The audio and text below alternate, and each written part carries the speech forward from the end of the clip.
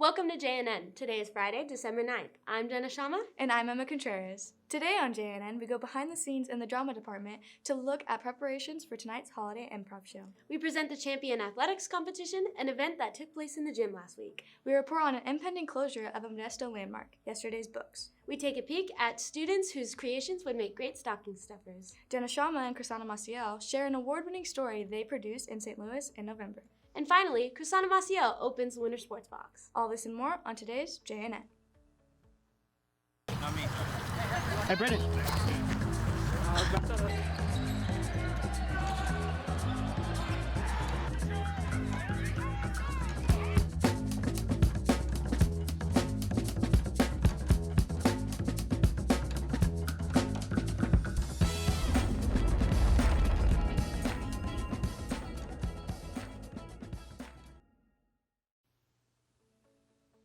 The drama department is hosting a holiday improv show tonight in the NPR. Michael Pope and Destiny Zavala take us behind the scenes to see how the department prepared for the show. Let's take a look. Grigory's drama department is performing their last show of 2022 in the NPR tonight, the Improv Night Holiday Cheers.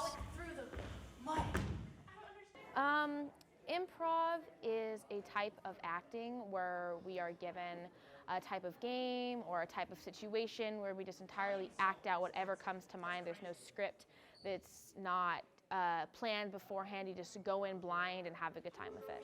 Immediately, but it was raining. I just love playing pretend, so I get to be with a bunch of people who like to play with pretend, and we just get to act like we're something we're not.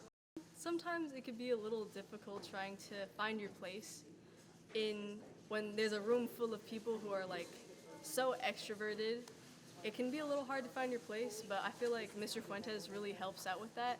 He really shines the light on people who, may feel a little introverted and shy. Nonetheless, a lot of my experiences come from improvisational movement and improvisational acting, and so being able to offer that in this theatrical space has been something new but really exciting, and I'm excited to explore even more of this creative side with Grigory. Working with all of my students has been a very challenging but fun process. I didn't know what to expect going into this, especially with this being my first year at Grigory. I didn't think that I'd have this much of a challenge when it came to working at this level, but the challenge came in a very fun and exciting way that really pushed my creative limits, and honestly I wouldn't have it any other way. I honestly had a lot of fun with this project. This has been Michael Pope and Destiny Zavala on JNN.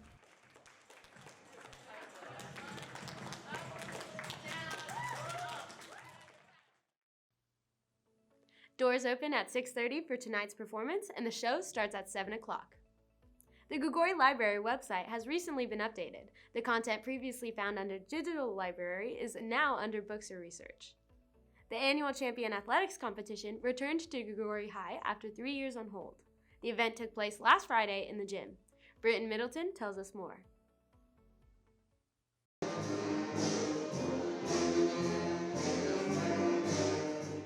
Last Friday, Grigory hosted the Champions Athletic event. Athletes from around Modesto City Schools came to participate in a variety of games. These athletes have reportedly trained hard for these events, and last Friday they got a chance to compete. So this event started many years ago by the adaptive PE teacher who was here before me. We didn't get to do it during COVID, so this was the first time in about 3 years that we've done it. Everybody needs to have an opportunity to show their skills, and this is an opportunity for these students to do that. All the kids are amazing here at Grigory. They're just loving kids who want to get out and play games and sports, and so I've really gotten lucky with such a great group of kids.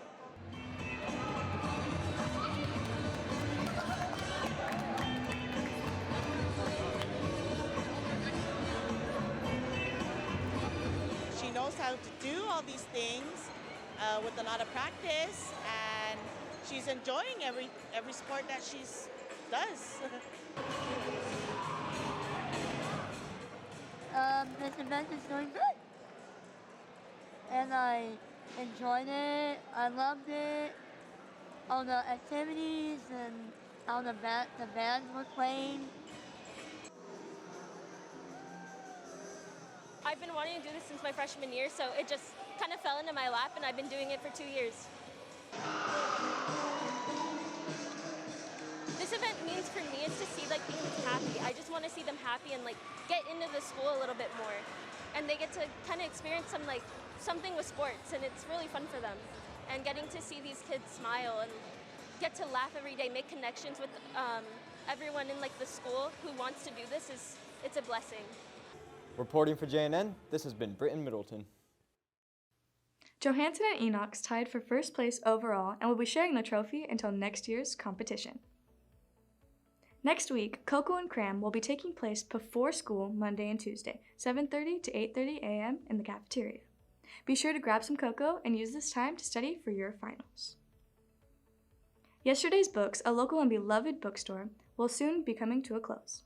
Jade Saldana and Bea Lopez report on the topic. In October of 2022, a Modesto landmark, Yesterday's Books, announced the upcoming closure of their small business, bringing their 42-year story to an end. Knowing that one of my favorite places in town is closing, it's pretty tough. I've been working here about 5 to 6 years now. Right off the bat, I noticed the selection that they had here. I have been coming here since I was a kid, but since they reopened after the pandemic, I come probably once a month. It brings lots of emotions because it's a place that I knew the original owners, the Dormans, when they were here before Paula took it over, and I grew up coming here with my mom and my grandma. I worked for the original owners off and on from 1990 to 2008 when I bought the store. I have a lot of great memories from all the years that I've been here. Probably my most memorable moment, or at least the thing that's been in my mind the most recently, is the day that I bought the store and I was here in the store alone for the first time. Everybody had gone home and I just kind of was walking through before I locked up, and that was just a really special kind of moment just for me. You know, a lot of big online retailers, you can buy that book for 30% off, 40% off some places. Makes it hard for us to keep that in stock and hope that the general consumer that wants to help and support small businesses are going to want to come in and purchase that book at the publisher's price, when, the unfortunate thing is they could probably get it cheaper somewhere else. It just made it tough. It's really been a staple in my life to come here. It wasn't until the pandemic, when they shut down, that I realized how much I came here when it wasn't an option anymore. So now that it's closing, it's just unfathomable. But now that I'm a mom and I have my own kids, to be able to bring them to the store and just let them have loose, because the kids' books are just a few dollars, and say, yeah, you can pick out any book that you want, and they get so excited like it's Christmas morning. And so I think bringing my kids here has been one of my better memories, and I'm very sad that I can't bring them anymore. I am not really ready. I'm not sure what my next season exactly will be, but I'm just trying to get through this season right now and then move into the next one. Yesterday's Books is currently finishing its final chapter, but the final day of business has not been determined. So keep an eye on their website before your next visit. Reporting for JNN, this has been Jade Saldana and Bea Lopez. Campus Supervisor Wayne Coulter is retiring after 12 years of working here at Grigori. Coulter is one of the original JAGs who helped establish Grigori when it first opened in 2010. He is considered a leader among his peers, and he will be missed by our staff and students alike. His last day is next Wednesday, the 14th, so be sure to say your goodbyes when you see him.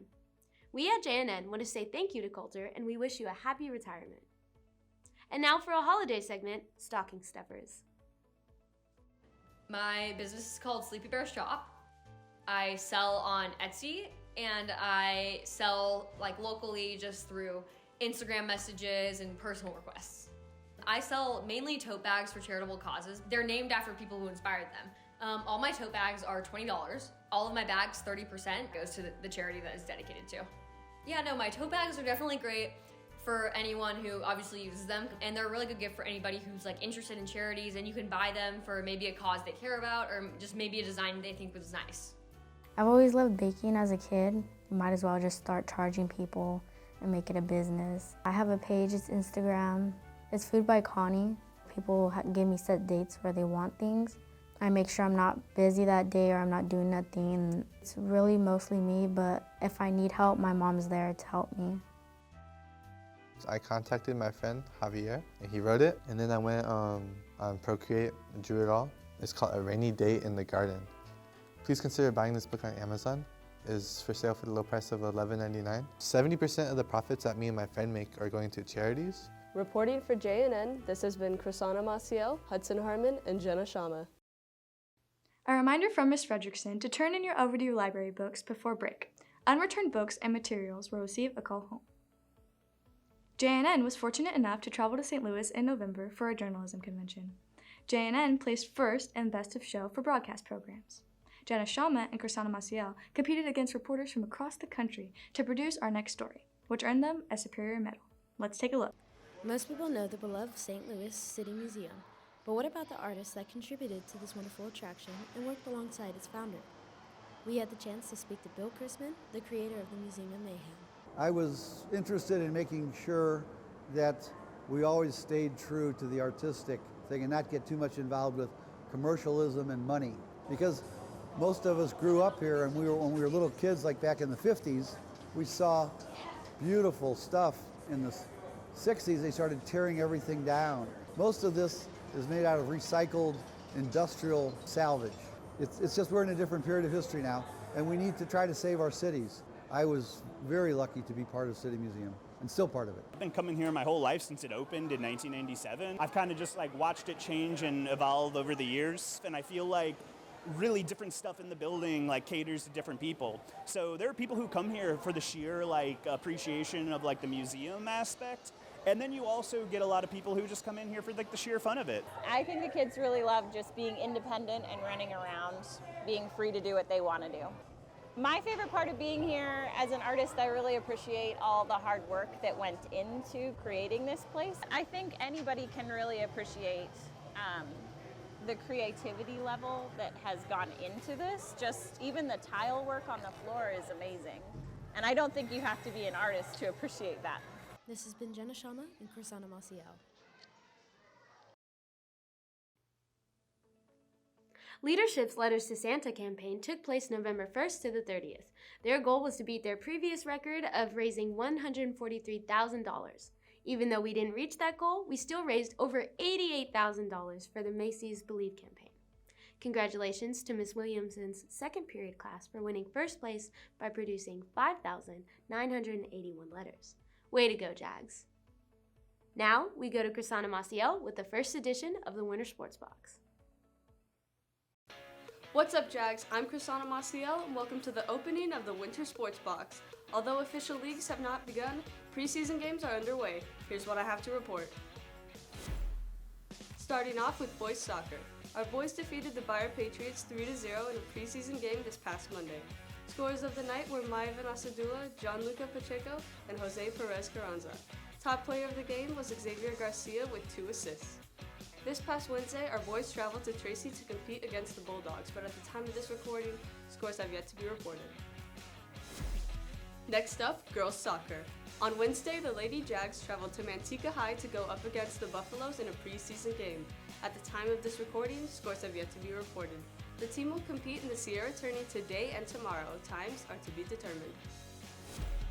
Moving on to boys and girls wrestling. The varsity team traveled to Turlock on Saturday, December 3rd.